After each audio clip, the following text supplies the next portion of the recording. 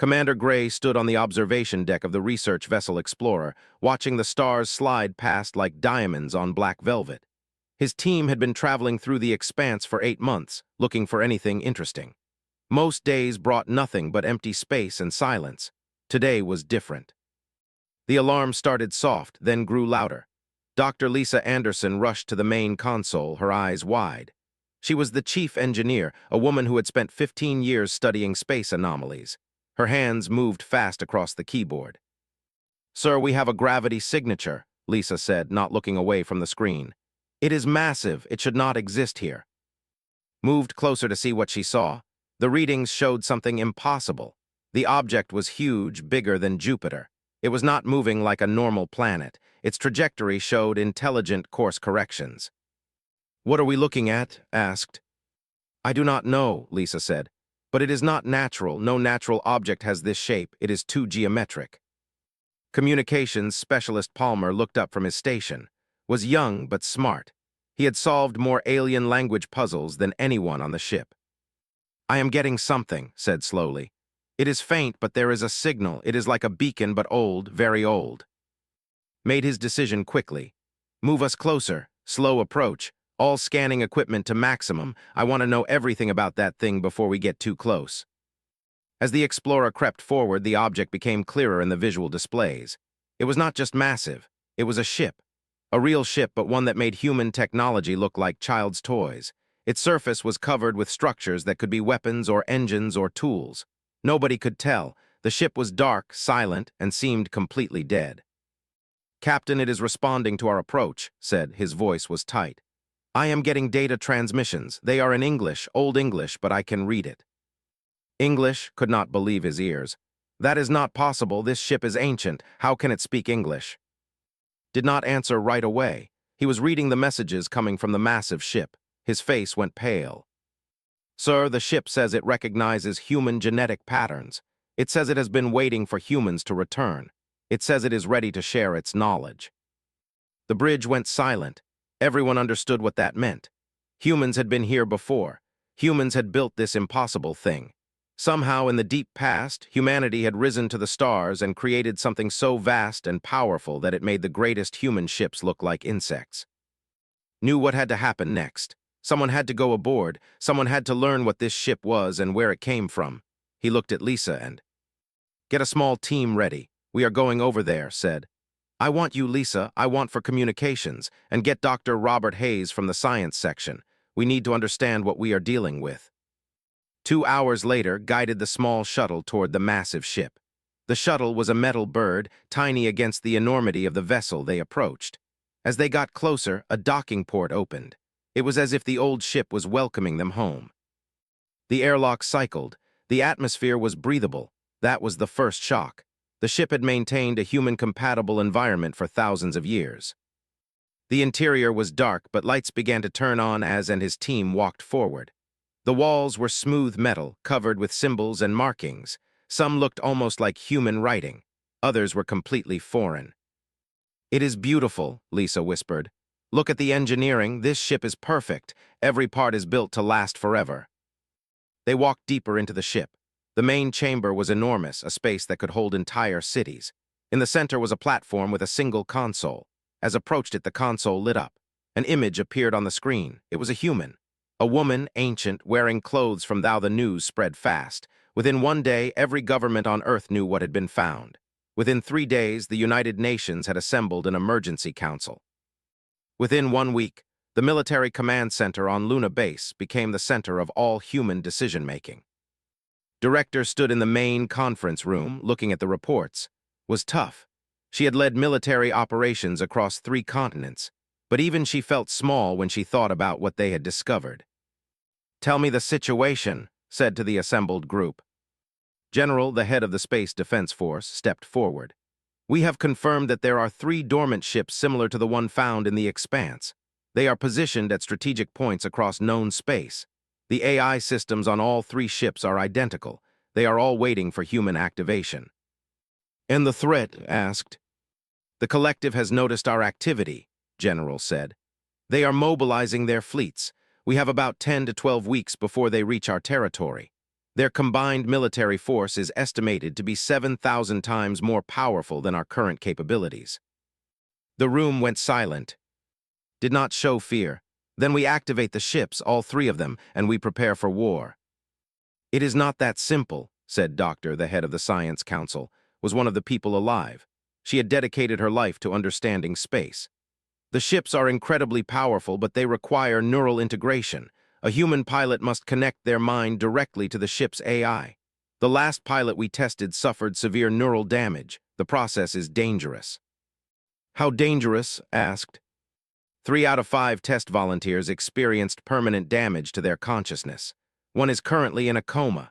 The other 2 have partial amnesia and loss of motor control, said. But the 2 who survived the process can control these ships with perfect precision. They can do things with these vessels that we did not think were possible. Made her decision.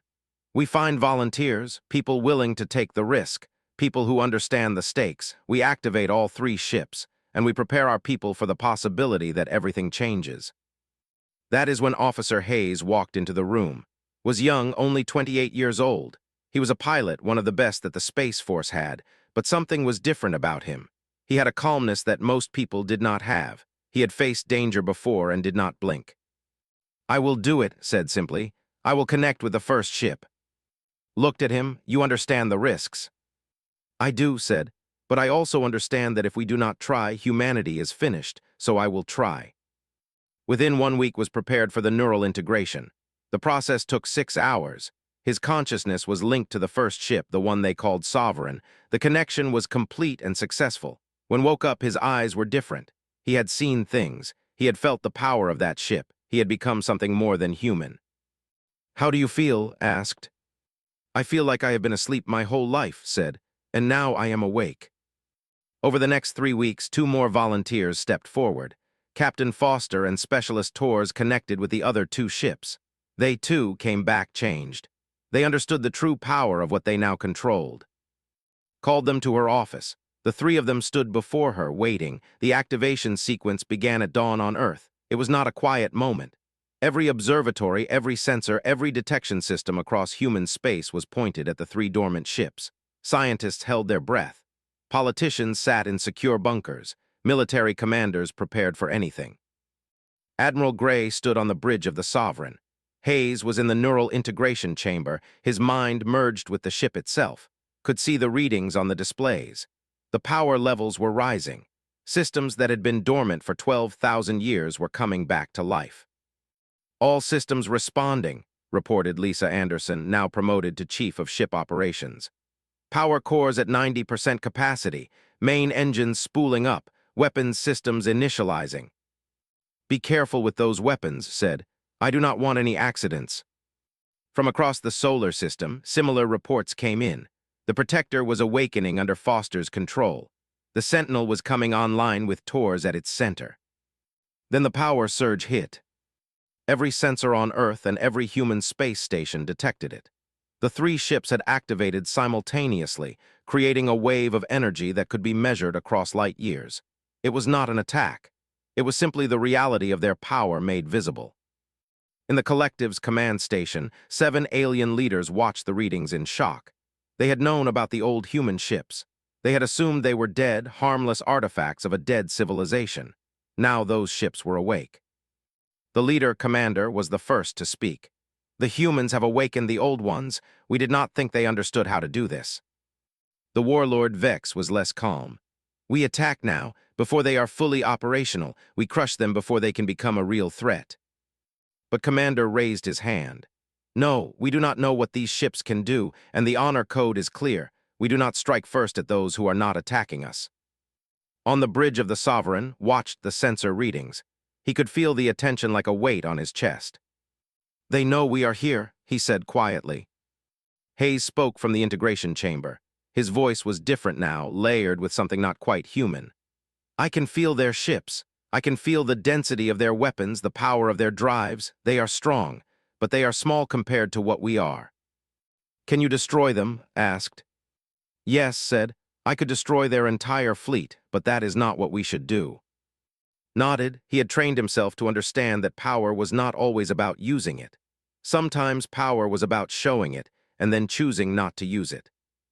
Transmit this message to all frequencies, commanded. Tell them we are here, tell them we are peaceful, tell them we will defend ourselves if attacked, but we would rather talk. The message went out across the galaxy. The reaction was immediate. Some alien species showed fear, others showed anger. They demanded that humans explain themselves. But something unexpected happened. They sent back their own message, one that came directly to. We remember the old humans, the message said. We remember the ones who built these ships. They were honorable, they were strong, we would speak with you. This opened a door. Over the next 3 weeks, negotiations began. Carefully, slowly, the idea took shape that maybe, just maybe, humans could be part of the galactic community, not as conquered slaves, but as equals. The meeting was held in neutral space, exactly halfway between human territory and the nearest outpost. Admiral Gray represented humanity. With him were Dr. and Captain Lisa Anderson. They carried nothing but words, and the knowledge that 3 planet-sized ships stood ready behind them. The delegation arrived in a massive vessel. It was impressive, but had already seen what the Sovereign could do. The ship was powerful, but it was not invincible. The main conference chamber was designed to make all species comfortable. The temperature was regulated. The air mixture could be adjusted. Screens showed symbols that could be read by any intelligent species. The warlord Vex sat across the table. He was a creature of muscle and teeth.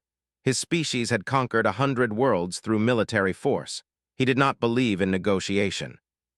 You are humans, Vex said, his voice rough.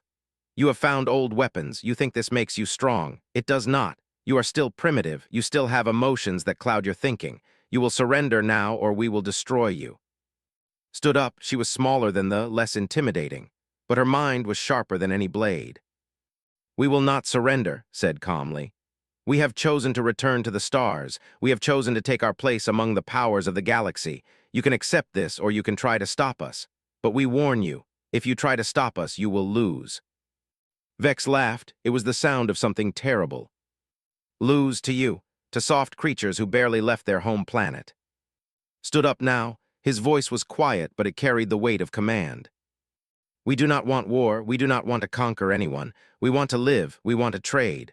We want to be part of the galaxy as equals, but if you force us to fight, we will fight. And I promise you, you will not like the outcome.